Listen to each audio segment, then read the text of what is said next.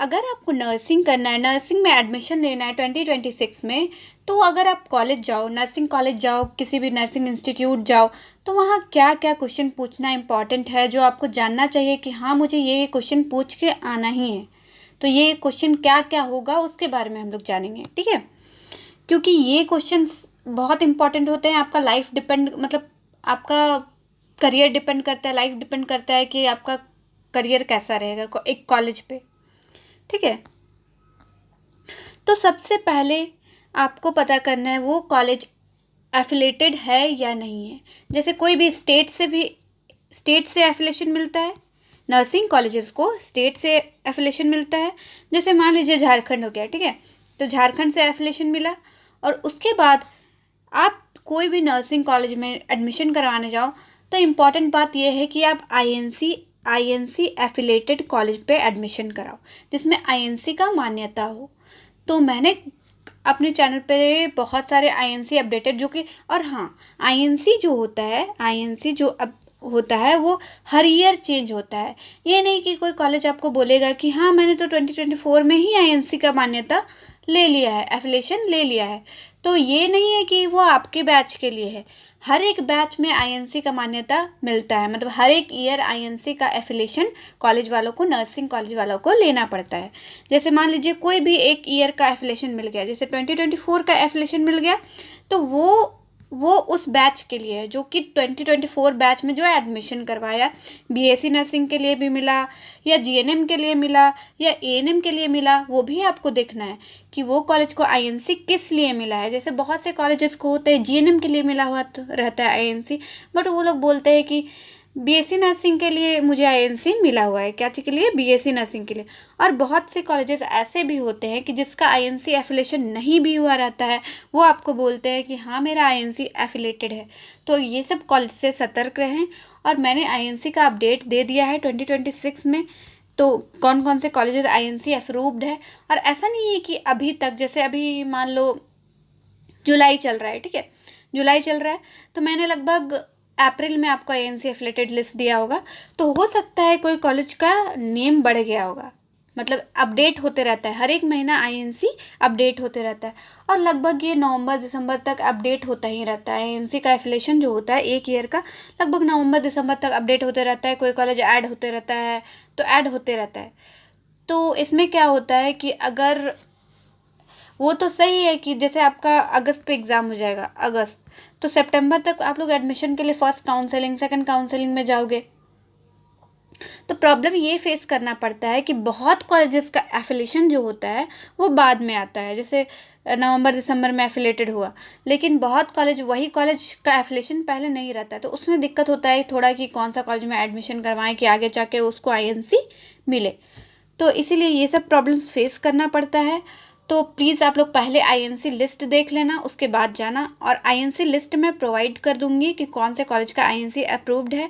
और हाँ, और ये है कि अपडेट दे दूँगी कि इस मंथ तक ये आईएनसी अप्रूव्ड हुआ है। तो मेरे चैनल को लाइक करें और सब्सक्राइब करें।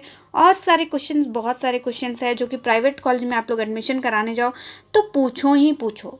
कॉलेज फ़ी पूछो कि ये फ़ी जो आप ले रहे हो 6 लाख 7 लाख, अगर आप बीएससी नर्सिंग कर रहे हो, ठीक है, तो बीएससी नर्सिंग कर रहे हो तो आपका 6 से 7 लाख, 4 लाख, 5 लाख, मतलब कॉलेज पे डिपेंड करता है कि आप कैसा कॉलेज पे नेम लिखवा रहे हो अपना, तो उस कॉलेज के हिसाब से उसका फ़ी रहता है, ठीक है। लगभग अधिकतर कॉलेज में, मतलब ज़्यादा से ज़्यादा 4.5-5 लाख में अधिकतर नीचे में मिलता है, नहीं तो सारा कॉलेज का 8 लाख, 10 लाख, 12 लाख ऐसे होता है बीएससी नर्सिंग में एडमिशन।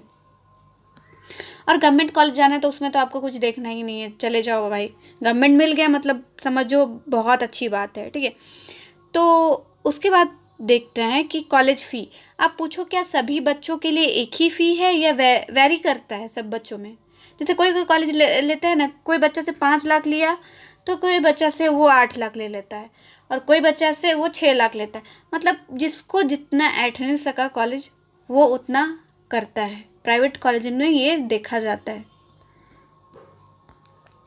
अब उसके बाद स्कॉलरशिप के बारे में पूछो कि क्या आपके कॉलेज में स्कॉलरशिप, जो भी बच्चे पढ़ रहे हैं उनको स्कॉलरशिप दिया जाता है या नहीं दिया जाता है। स्कॉलरशिप आता है, मिलता है, क्योंकि नर्सिंग में स्कॉलरशिप का बहुत ज़्यादा इम्पोर्टेंट है।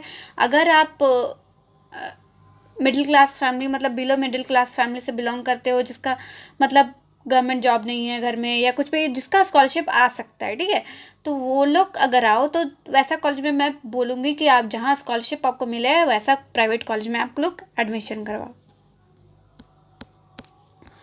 फिर आ गया एनी अदर चार्ज, मतलब ये भी पूछ लेना कि बहुत से कॉलेजेस जो होते हैं पहले नहीं बताते हैं कि ये चार्ज लेंगे, वो चार्ज लेंगे, ऐसा चार्ज लेंगे, वो चार्ज लेंगे, आपका कॉलेज रजिस्ट्रेशन का चार्ज लेंगे, फिर कहीं भी भेजेंगे, लाइक आपको प्रैक्टिकल के लिए भेजेंगे, प्रैक्टिस के लिए भेजेंगे कोई भी हॉस्पिटल, तो वहाँ का 5,000 लेंगे, आपको बुक दे रहे हैं तो वहाँ का 10,000 लेंगे, ये सब आपको क्या बोलते हैं, क्लोथ प्रोवाइड कर रहे हैं, मतलब ड्रेस दे रहे हैं तो वहाँ का 20,000 काटेंगे। तो आप लोग पहले पूछ लेना ये सब कि ये सब चार्जेस आप इंक्लूड करके बोल रहे हो इतना, या एक्सक्लूड, मतलब इसके लिए भी हमको अलग से पे करना पड़ेगा। और ख़ासकर ये ज़रूर पूछना कि कोई भी हॉस्पिटल जैसे प्रैक्टिस के लिए भेजता है, हॉस्पिटल भेजता है, ठीक है, तो उसमें उसमें वो चार्ज लेता है या नहीं लेता है। लाइक बहुत से कॉलेजेस जो होते हैं हॉस्पिटल के नाम पे 5,000, 6,000, 6,000 इतना ले लेते हैं। बहुत से कॉलेजेस, मतलब जिनको लूटना है वो लूट ही लेगा आपसे, इसीलिए कहीं भी एडमिशन करवाने जाओ तो प्राइवेट कॉलेज से ये सब क्वेश्चन पूछ के ही जाना।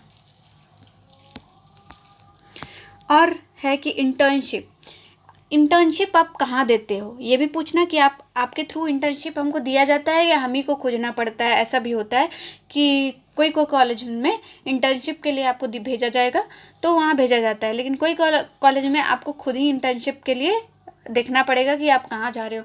जैसे बीएससी नर्सिंग कर रहे हो या जीएनएम कर रहे हो आप, तो जीएनएम वालों को तो हॉस्पिटल ही जाना है, लेकिन बीएससी नर्सिंग वाला इंटर्नशिप के लिए टीचर बन के भी जा सकता है, कोई भी कॉलेजेस में पढ़ा सकता है वो बीएससी नर्सिंग के बाद, ठीक है। और ट्रेनिंग के लिए कहाँ भेजा जाता है, जैसे कौन कौन से हॉस्पिटल भेजे जाते हैं, गवर्नमेंट हॉस्पिटल भेजे जाते हैं या नहीं भेजे जाते हैं, तो ये सब क्वेश्चन आप लोग पूछना। और प्लेसमेंट एंड जॉब, और पूछना कि अगर मेरा डिग्री कंप्लीट हो जाएगा तो उसके बाद मुझे प्लेसमेंट कहाँ मिलेगा या जॉब के कोई चांसेस मिलेंगे या आप लगवाएंगे, वैसा कुछ है क्या, ये भी पूछ लेना। क्योंकि बहुत से कॉलेजेस होते हैं जो कि अपने ही हॉस्पिटल में प्लेसमेंट देते हैं, और बहुत से कॉलेज में प्लेसमेंट के लिए लोग आते हैं कि आपको वहीं से उठा के जाएंगे कि हाँ यहाँ जॉब कर सकते हैं आप, मतलब आप अगर अच्छे तेज तर्रार आदमी होगे तो, ठीक है।